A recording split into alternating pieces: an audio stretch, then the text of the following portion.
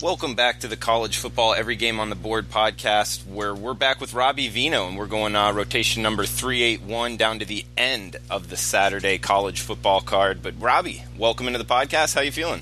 Feeling good today, Drew. How about yourself?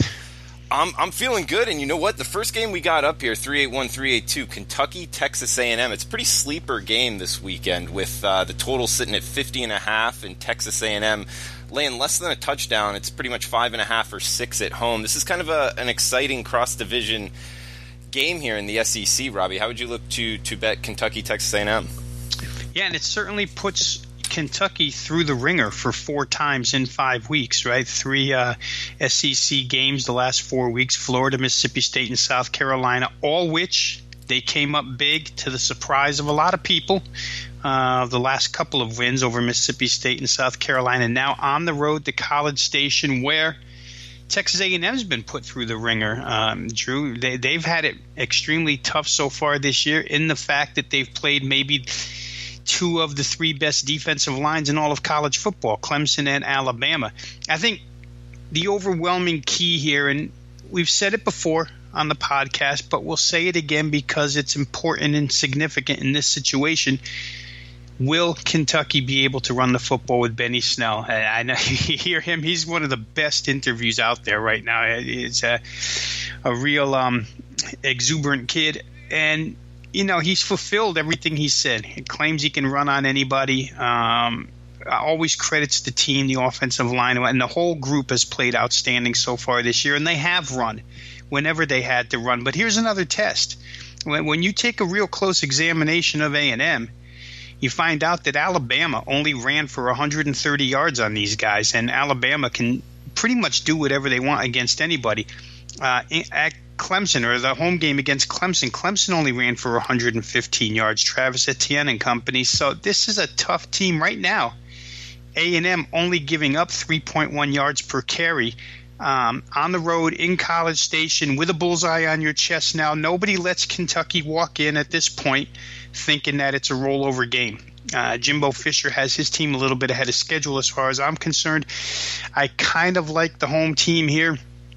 A little bit on edge still about the physicality of Kentucky on both sides of the football. They've been real good there, Drew, far better than I thought, and they match up real well. If I felt like A&M could, power drive them offensively with their big OL or with their defensive line, it would be a little easier play for A&M. But I would think that Kellen Mond and his dual threat ability, plus the fact that A&M's that good against the run, I'd lean that direction. 5.5's a lot to lay against a real good Kentucky team. But like I said, I think the fundamentals give me a little bit of a lean towards A&M.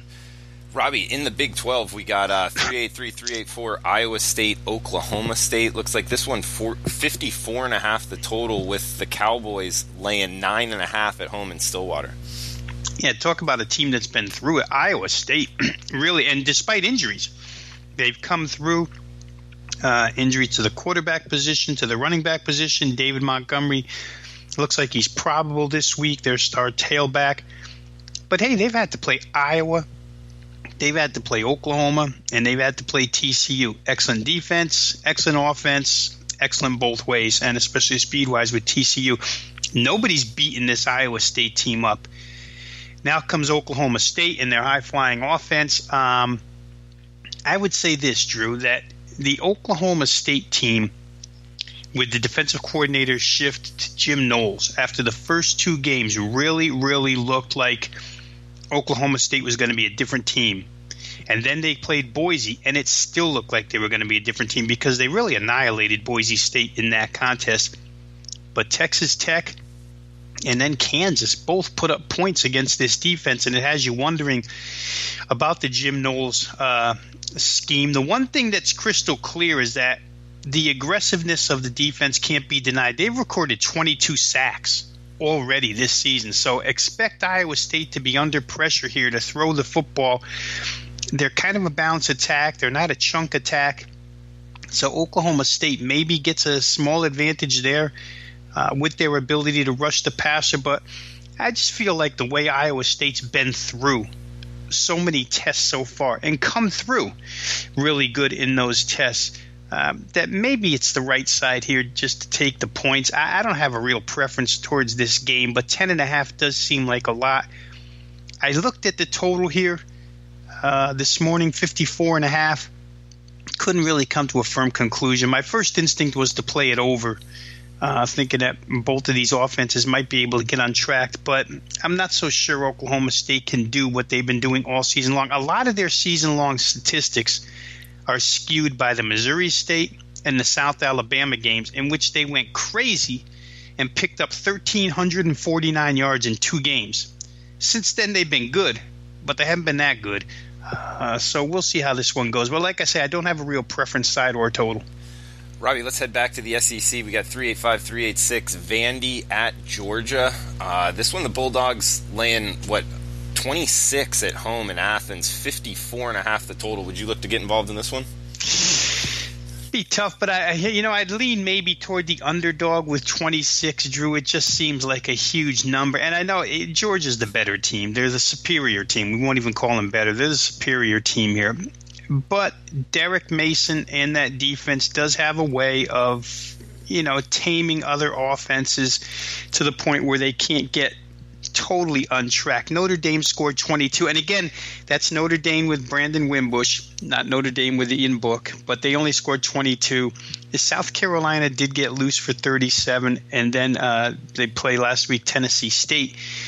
Not much to look at in that game. I actually think that game was probably more of a part of a 2-week preparation for Georgia than it was preparation for Tennessee State. I totally ignored the 31-27 win.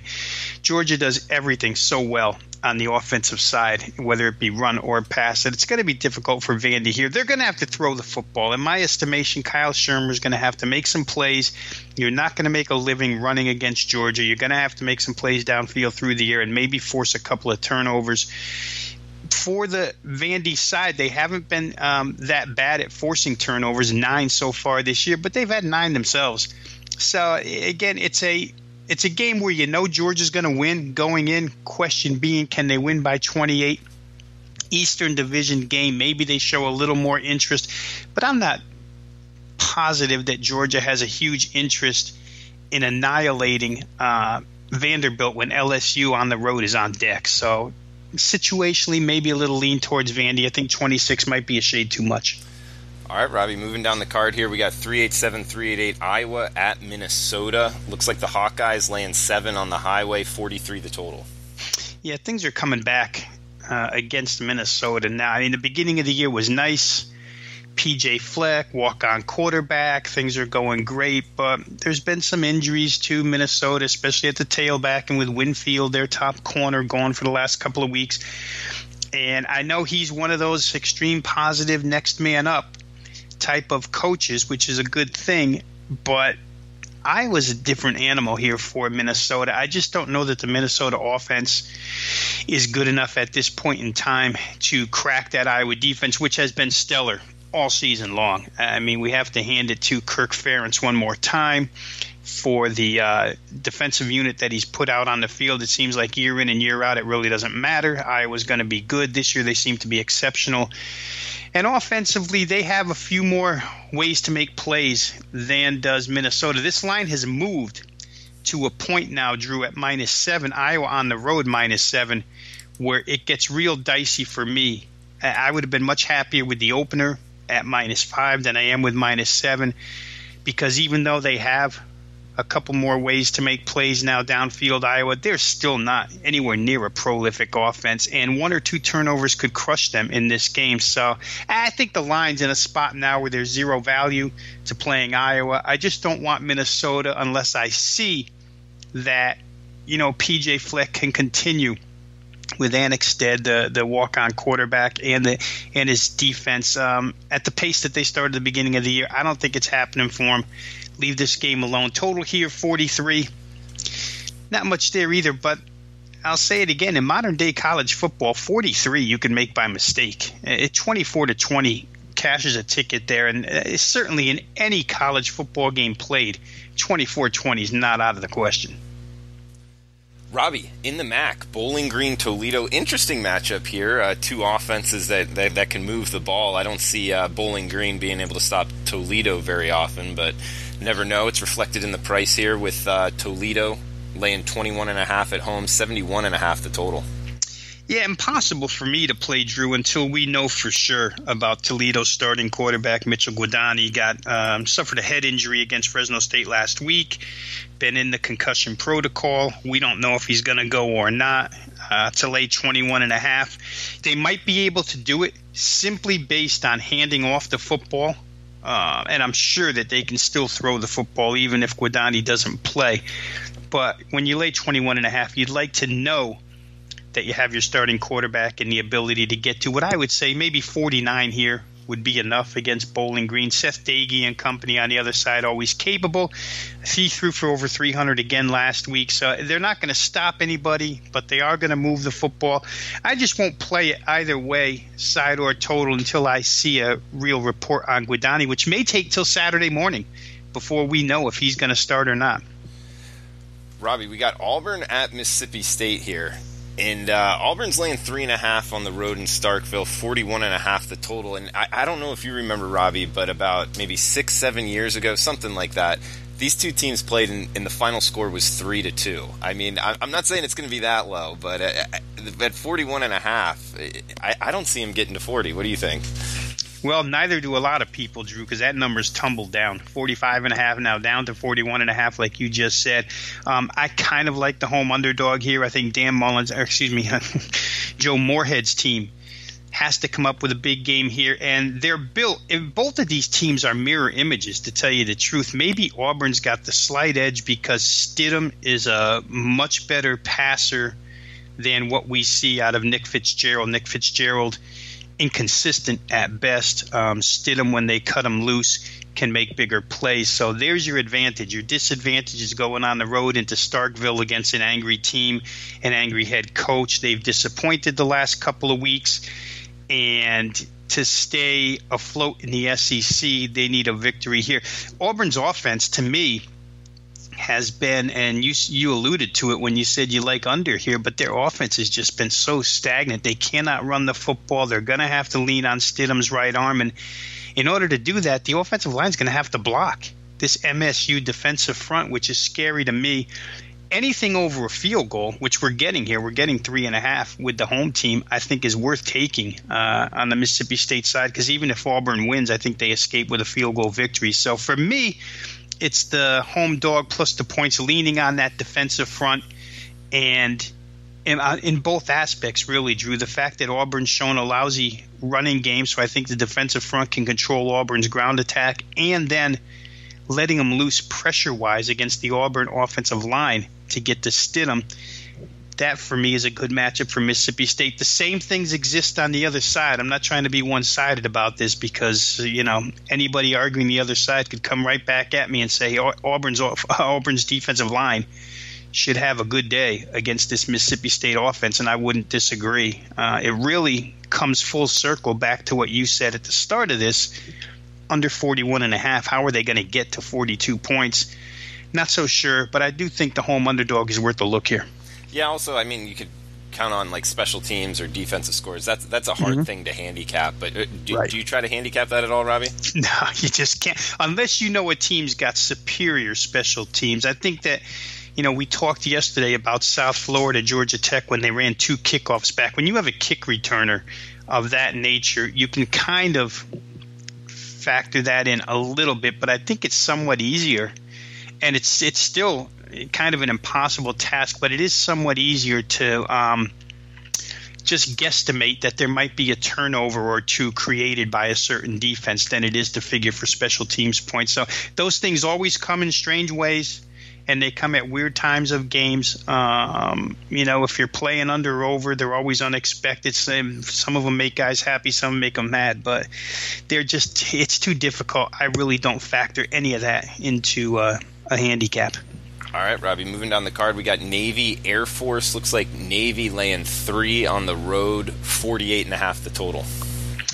Well, two teams that defensively aren't good, but they'll certainly know how to defend the other side. Anytime the Service Academy plays another Service Academy, you get option offense, and therefore the defenses are well prepped. The good news here, Drew, to me, is that both of these starting quarterbacks are going to play. For Air Force, they're a more efficient offense behind Isaiah Sanders just because he can throw the football better than Arian Wortham can. And on the other side, for Navy to have Malcolm Perry is really important here.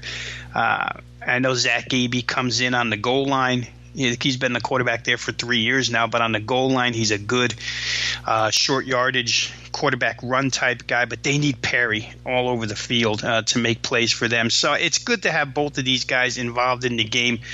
I tend to disagree with the fact that this total has come down to 48. And I know the reasoning behind it is that neither team has shown consistent offense yet. But they have shown it in spurts, and I do believe they can show it in this particular game. 48 to me is a real low number for these two teams that are both capable of big plays on the offensive side of the football, and both defenses are vulnerable to giving them up. There's no question about it. So I think that I may look toward over 48 in that game. Like I said, I disagree with the line move there. The side in this game has stayed real flat. Open 3, remains 3, shaded a little bit vig-wise towards Navy. But for me, I'm going to take a real hard look at that over, Drew. I think 48, just a little bit too low in my estimation. All right, Robbie, we got 395 here in the Sun Belt. UL Monroe, Mississippi. So Sun Belt SEC West matchup with 75.5 the total. Yeah, I don't see a lot of stops in this one. Over 3 touchdowns, though. The Rebels land it in Oxford, 22.5. I wonder a little bit, Drew, about Matt Luke's team. They've had 2 step-up games so far this season, Alabama and LSU, and not that the outcomes during the week as we handicap them, not that we thought that the outcomes would be any different. I think most figured, and just judged by what the point spreads were on the games, right? But most figured Alabama would handle Mississippi no problem. Most figured LSU would handle Mississippi no problem. I think the big question is the offense just doesn't show up against the top-level teams. It does show up against the lower-level teams. However, the concern I get here is just with the body language of Ole Miss in that LSU game. I happened to have a play on the over last week in that contest, so I was focused on the majority of those 60 minutes. And when Mississippi got behind and when Mississippi got frustrated offensively, you saw it on the faces of A.J. Brown, of DK Metcalf, who came off with cramps quite a few times. You don't see it so much in Jordan Ta'amu, the quarterback, but Mississippi sidelines just look deflated. And under normal circumstances, I would say they're going to go out and ring up 52, 56 against UL Monroe. But I just don't know where their heads are at right now. I think it's a real tough job for Matt Luke at this point in time to go into the locker room and tell his team that's loaded with first-round draft picks, Greg Little at tackle, A.J. Brown, Metcalf probably not this year, but Brown certainly. These first-round picks that maybe want to start preserving themselves, I'm not so sure that Ole Miss is of the right mindset to come out and just light it up the way they should against UL Monroe. All that being said, Caleb Evans and UL Monroe surprised me last week not being able to score whatsoever, lose 46-14 against Georgia State. We went into that a little bit yesterday. They should bounce back a little bit here against the Mississippi defense. You would think, Drew, I mean, logical handicapping thinking is when you have a step down in class like this and as drastic as this is for Ole Miss as far as defenses are concerned, that this would automatically get over the total. I'm not sure. Ole Miss held Kent State down a couple of weeks ago. That game was played with some lightning delays, though, so it's hard to gauge. There was no free flow to that contest, Ole Miss and Kent State. Maybe you see a game in that total area again. 75.5, just a little too rich for me at this point in time. Robbie, a big one here, arguably the biggest game of the weekend with 397 Oklahoma at 398 Texas, or not at, the Red River Rivalry, Red River Shootout. Actually, I'm not sure what it's supposed to be referred to. If you're in Oklahoma or Texas or know what, hit Rob or I up on Twitter. That's kind of an interesting fact there. You can follow Robbie at Rob Veno Sports, or myself at Drew Martin Bets. But Robbie, do you know which one it is referred to as? As somebody who's watched it for a number of years, Drew, I believe it's the Red River Rivalry. I mean, since the 70s, I think it's been that. But I'm probably dating myself with that. So I don't know. Maybe it's changed over the years. Everything else does. But Red River Rivalry, to the best of my knowledge. All right, good stuff. We got I see this one as having a lot of volatility, Robbie. I mean, outside of the Texas win over TCU, neither team has really a good win on their resume. I mean, with Oklahoma laying 7, 61.5 the total. How do you view this one?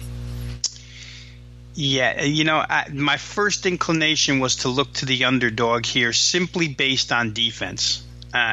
You watch enough Oklahoma football, and you still don't come away impressed with them defensively. As many athletes and 5-star athletes as they get there, they can't seem to get it right, especially on the back end when it comes to throwing teams. Baylor threw for 416 last week against Oklahoma. Now, Tech's a better team than Baylor, but Texas in no way, shape, or form is a better throwing team than Baylor. I mean, Baylor has legitimate receivers, a legitimate throwing quarterback. Texas has none of that.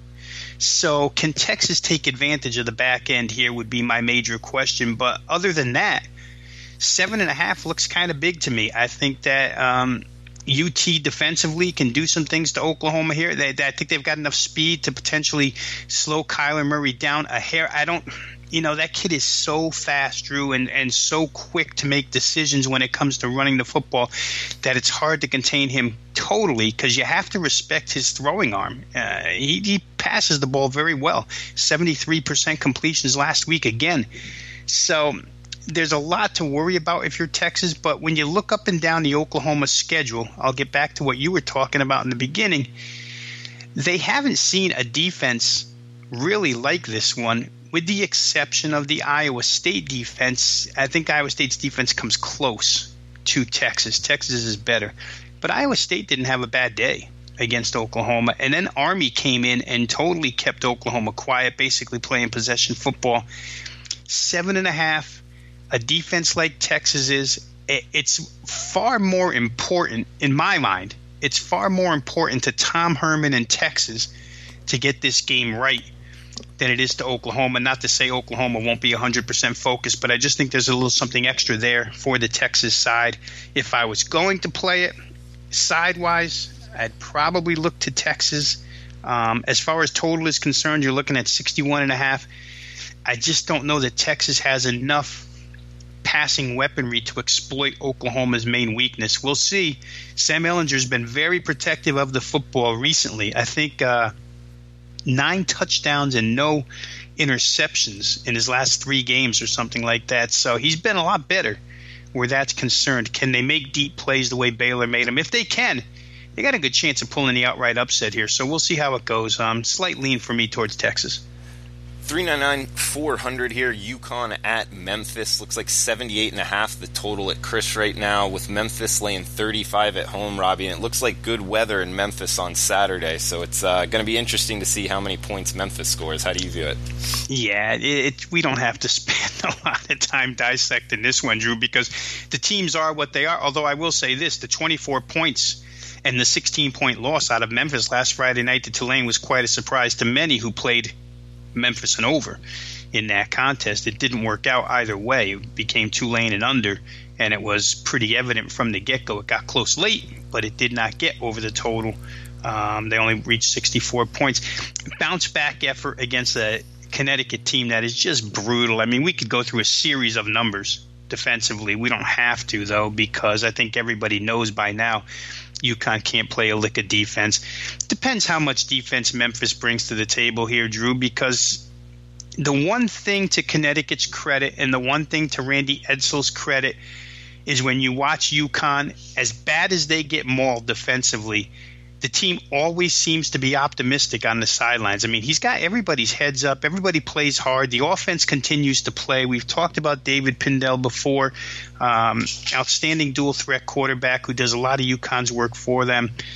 78.5. Wow, that's a lot of points here for me, and I just don't know that I could play, and I don't know that I could lay 35 either. As the season goes on, Connecticut's going to get progressively, or incrementally is even a better word, because it's going to come in small pieces, better, and slide under numbers. But boy, I don't know. I don't want them here. I don't want Memphis here. We know Memphis is going to light up the board. If they make it over 60, this game gets over the total. But if they don't make it over 60, maybe it's maybe 78.5 is a little too much. 401-402, Robbie, we got UL Lafayette at Texas State. It looks like Lafayette laying 4 on the road, 59.5 the total. Yeah, I'm a bit interested in this, Drew. I think that UL Lafayette right now hasn't had much of an opportunity to play a team, let's say, at their level recently. You know, they've had to play Mississippi State and Alabama 2 of the last 3 weeks, which were extreme blowouts. They lose 56-10, 56-14, almost identical scores. In between, they lose by 2 to Kilton Anderson and Coastal Carolina 30-28. But they're going to welcome the sight of Texas State here. After you play Mississippi State's defense and Alabama's defense 2 of the last 3 weeks, you want to see something like Texas State's defense march in, or you go to their place to play them, which is the case this week. Plenty of offensive weaponry here with Regis at running back, with Nunez at quarterback. I just think UL Lafayette, in my mind, Drew, hasn't been able the last 3 weeks to really cut loose offensively, and they're going to get a chance because Everett Withers' team, Texas State, plays at extreme pace, and they found a quarterback that they trust now, so they like going at that pace, and I think you get extra possessions here. I think you get a lot of points. The initial movement has been towards under, and not sure I agree with that. I'm going to be looking over here. I think that both of these teams on the defensive side can be exploited. And I just think UL Lafayette is going to have a real good time against the Texas State defense after seeing Mississippi State and Alabama in 2 of the last 3 weeks. Yeah, good breakdown. That makes sense. We got Texas San Antonio at Rice next up, and it looks like UTSA laying 1 on the road, 50 the total, Robbie.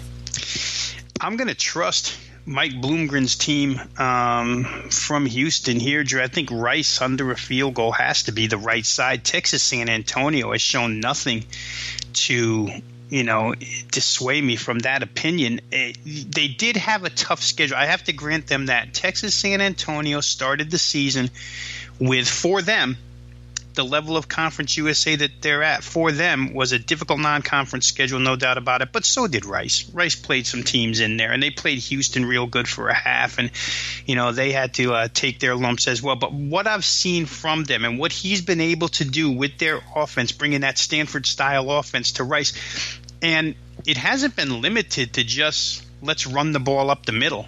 Rice has been pretty balanced both ways on offense. I like what I've seen out of them for we're talking about 2 sub-500 teams here, so let's not build them up too much. But I think in this particular matchup, Rice has more offense from what we've seen, a lot more offensive firepower in my mind, and Texas San Antonio unable to get to 20 points. Even against the Rice defense, which has been shredded, I don't know that San Antonio is going to be able to get to those 20 points. So I think under a field goal, real good here for Rice.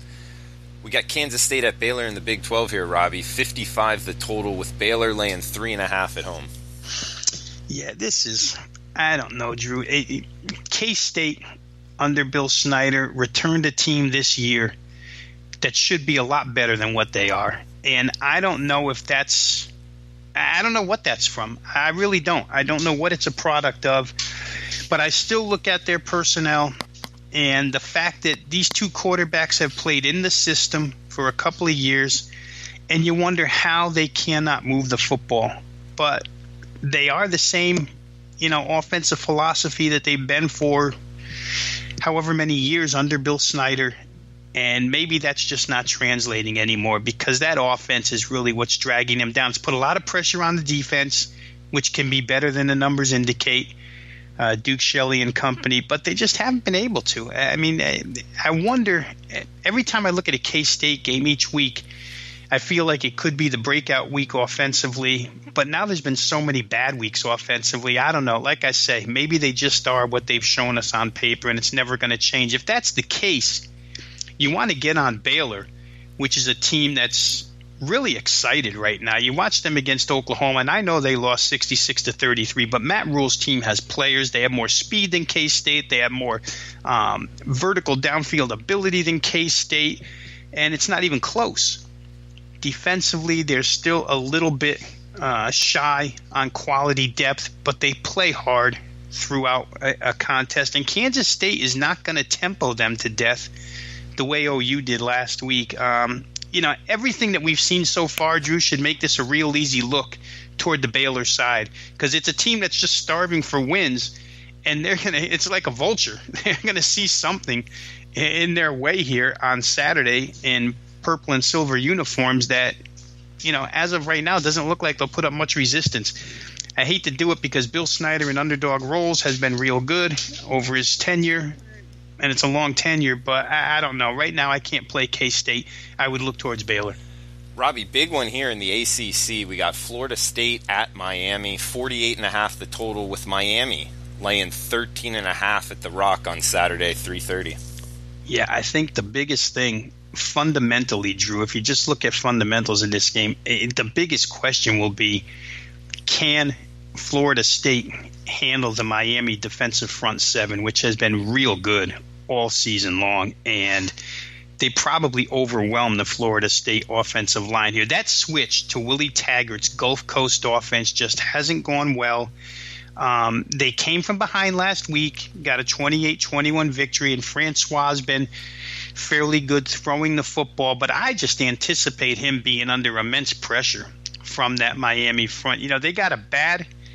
They left a bad taste in a lot of bettors' mouths after they lost to LSU opening day. Since then, they've been nothing but dominant. The competition level has been subpar by all means. Savannah State and Toledo, defensively at least. Toledo's good offensively, but defensively no good. Florida International and UNC.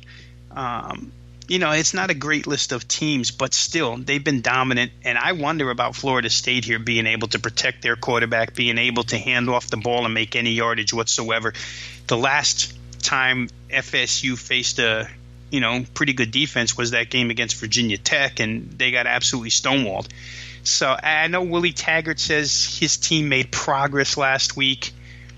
I have no idea what he considers progress, but having to come up with 2 touchdowns late to beat Louisville to me isn't progress. So it's a big number to lay with Miami here, and it's a rivalry game, so you're going to get a huge effort out of Florida State. Just don't know if that huge effort's going to be good enough, Drew. After, emotion wears off after about a quarter or so, and talent takes over. And not that FSU's void of talent, but they just haven't fit into the systems and schemes that are presented to them now. Jawan Pass had his best throwing day of the year last week for Louisville against this Florida State defense. So certainly with Perry, and you know what? Maybe I should defer to you because you got to see N'Kosi Perry up close last week. You went to that UNC game.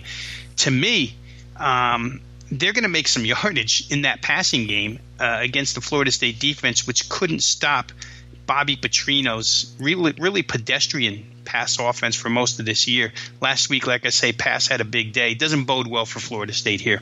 Yeah, I mean, N'Kosi Perry, he can really move. That's one thing I noticed as far as his running ability was very impressive. I mean, he could throw the ball always, but I mean, what would you compare him to as far as a running threat, Robbie? I mean, well, I think if you're a defensive coordinator, just if I was on the other sideline and I had to defend him, he's a threat. So you have to make concessions to that end of the game, which takes away from your pass defense in a lot of instances, Drew. So I would say he's just evaluating him. He's good enough for a defensive coordinator to worry about and have to adjust his defense, or during this prep week have to prep his defense for being able to contain him and his ability to get out of the pocket. So it's a major advantage for Miami, no doubt about it. When you have a quarterback that can throw as well as he can and a quarterback that defensive coordinators have to fear running the football in broken play situations, it makes a huge difference. Yeah, it's going to be an exciting game there in Miami Gardens, but we'll move down the card here. 409-410 Nebraska at Wisconsin. Looks like 57.5 the total, with Whiskey laying 17 in Camp Randall.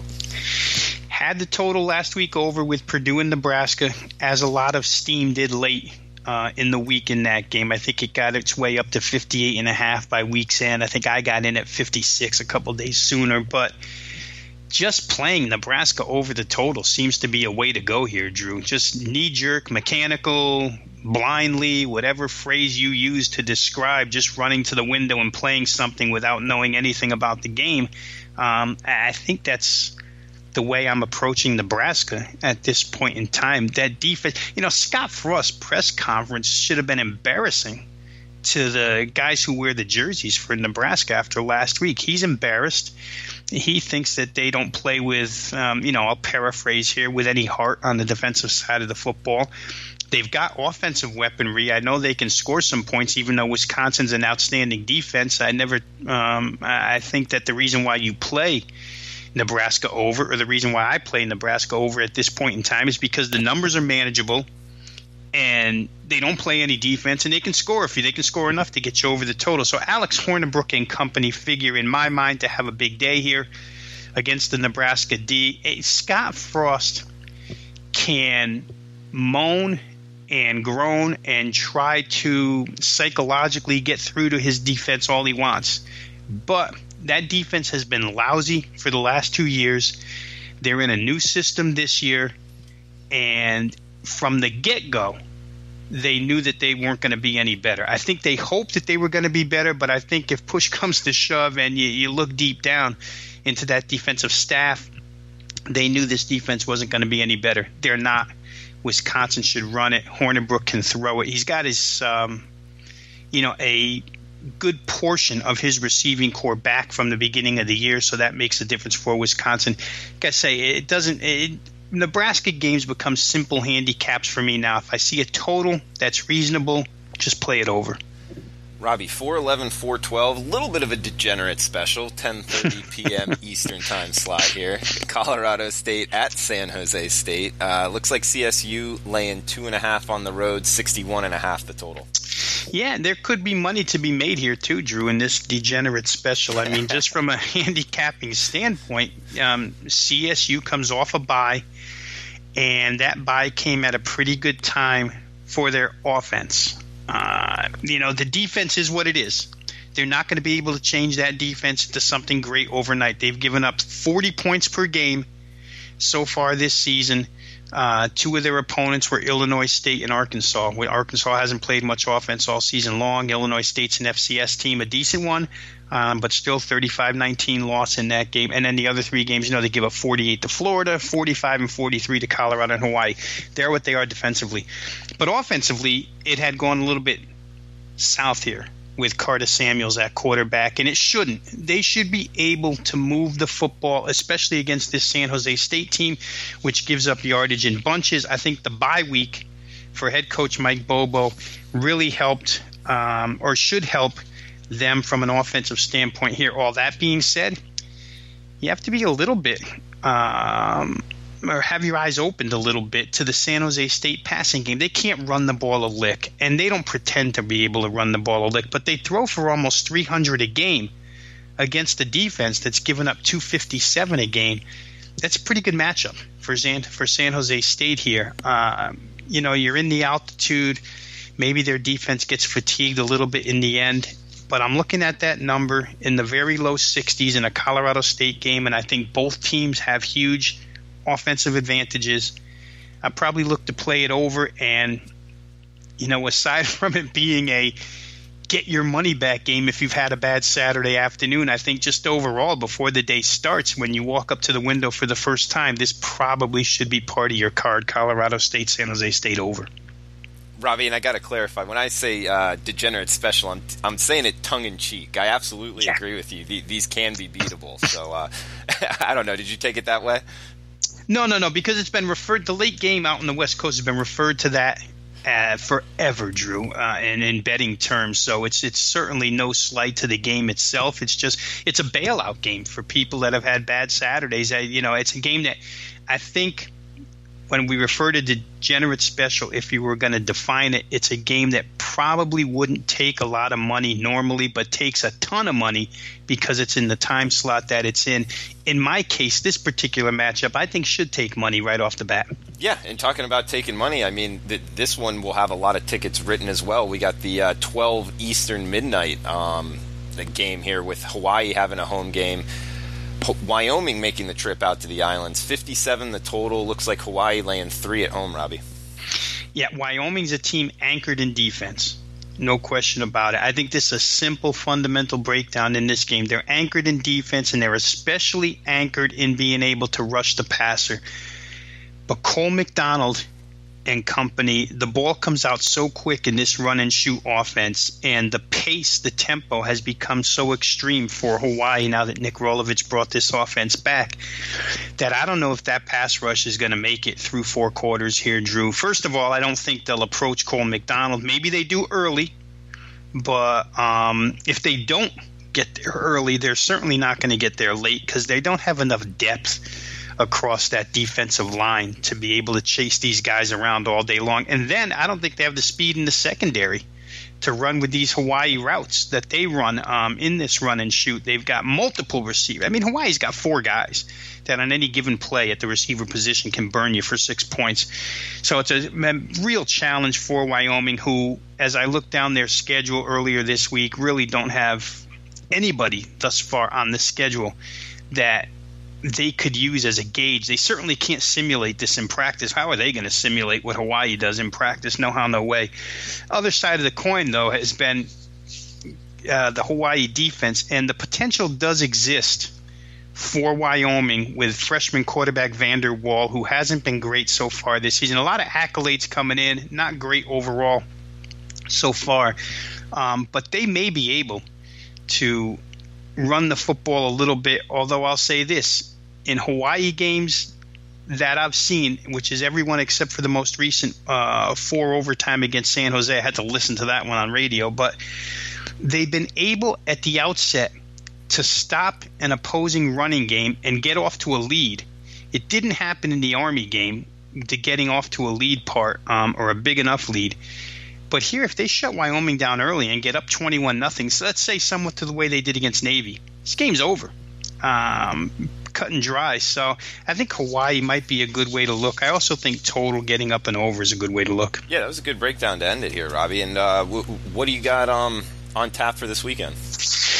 Well, the college card will be strong as it's been throughout the first 5 weeks here, Drew. I'm anticipating to have a full card of 8 plays, 20-star, 15 stars, but probably 3 like we've been going the last 3 weeks. I think the cards have been very similar, a 20-star, 3 15s, and then 4 10s to back it up. Like a lot of stuff out there, still we haven't reached the point yet, I don't think, where numbers are too tight for us to go ahead and beat. So that'll be the college card. It'll be up later today, this evening at the latest, and then, of course, the NFL card will go up tomorrow morning. But don't forget about baseball. Playoff baseball will be up. I see a couple of things tomorrow that we're going to play. So it's going to be an active weekend, Drew. I mean, anybody that subscribes or signs up and follows me, they're going to get some plays. So we're going to fire, and we'll see how it goes. It's going good so far. We'll look to continue that trend.